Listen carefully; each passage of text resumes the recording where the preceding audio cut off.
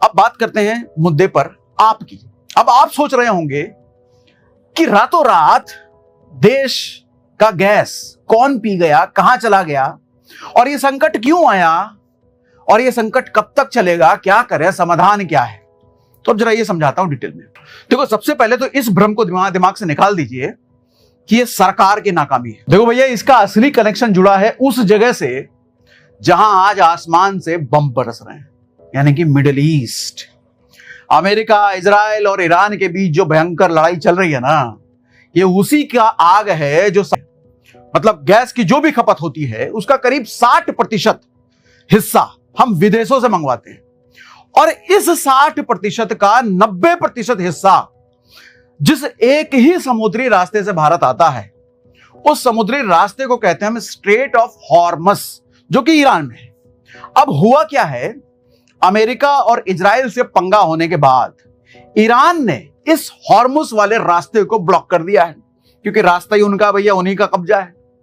अब चूंकि रास्ता ही बंद हो गया है, तो गैस और कच्चे तेल के बड़े बड़े जहाज समुद्र में फंस गए, आ ही नहीं सकते, कोई कहीं किधर ट्रेवल नहीं कर सकता। और जैसे ये खबर भारत तक पहुंची, सप्लाई चेन गड़बड़ा गया, और जहां सप्लाई चेन गड़बड़ाई, वहां हमारे देश में एक बीमारी शुरू हो जाती है, जिसको कहते हैं पैनिक और जमाखोरी। आज गैस एजेंसियों के बाहर जो लड़ाई हो रही है ना, उसकी आधी से ज्यादा वजह असली शॉर्टेज है ही नहीं, बल्कि लोगों का डर है। डर के मारे लोग क्या कर रहे हैं, जिनके घर में गैस भरी हुई है वो भी एडवांस में बुकिंग कर रहे हैं। जिसे गैस की जरूरत नहीं भी है, वो भी सिलेंडर घर में स्टॉक कर रहा है कि कहीं कल को देश में गैस ही ना मिले। दिल्ली एनसीआर में इंडक्शन चूल्हे आउट ऑफ स्टॉक हो गए हैं। रेलवे ने भी पंडित दीनदयाल उपाध्याय जंक्शन जैसे बड़े स्टेशनों पर खाना पकाने के लिए ओवन और इंडक्शन का ऑर्डर दे दिया है। मतलब इस पूरे माजरे को आप ऐसा समझो कि सिनेमा हॉल में अगर कोई छोटा सा धमाका भी हो जाता है, जिससे किसी को कोई नुकसान नहीं हुआ है, लेकिन उस धमाके को देख के लोग जो भागेंगे, जो भगदड़ मचेगी, उस भगदड़ में लोग जरूर मरेंगे। अभी वर्ल्ड कप हुआ, सोच के देखो, उस वर्ल्ड कप में भगवान ना करे कहीं कोई हल्का धमाका हो जाता ग्राउंड पर, जिसपे किसी को कोई नुकसान नहीं होता, लेकिन उस धमाके के बाद लोग क्या करते, लोगों का क्या रिएक्शन होता, भागो। और उस भागो में जो भगदड़ मचती, निश्चित लोग मरते।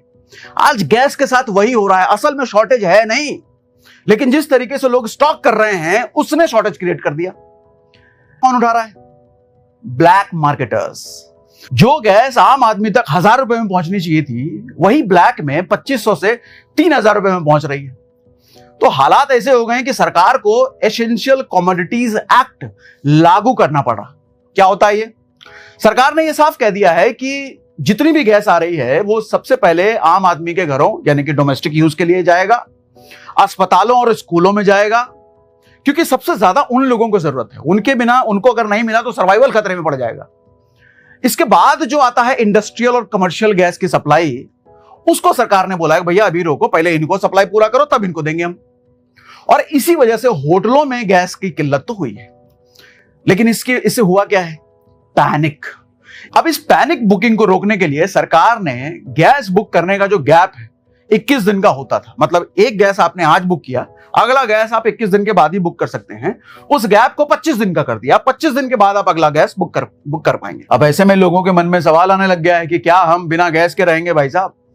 तो जवाब है, देखो, बिल्कुल भी नहीं। ऐसे में पिक्चर में एंट्री होती है भारत की कूटनीति का, मतलब डिप्लोमेसी का। क्या है ये? समझो।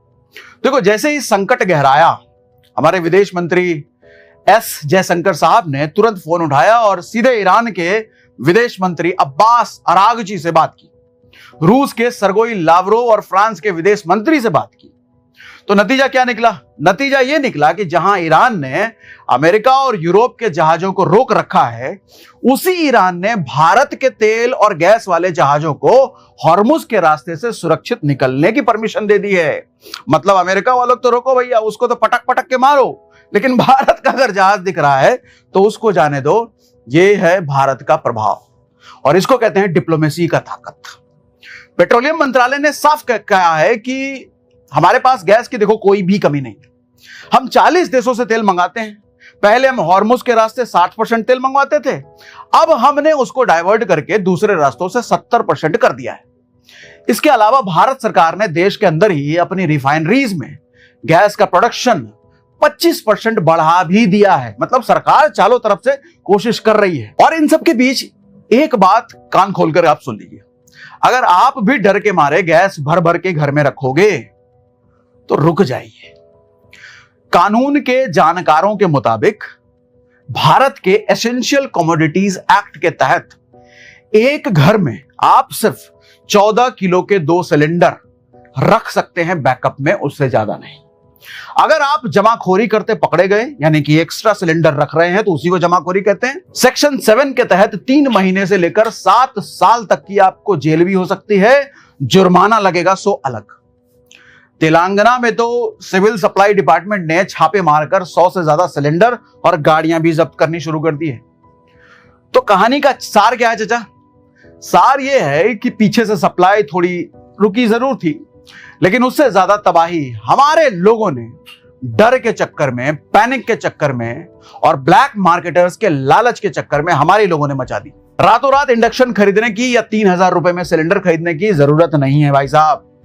सरकार ने समंदर के रास्ते खोल दिए हैं, देश में गैस का प्रोडक्शन बढ़ा दिया गया है और आने वाले कुछ ही दिनों में ये गैस की लाइनें और ये सारा बवाल पूरी तरीके से शांत भी हो जाएगा।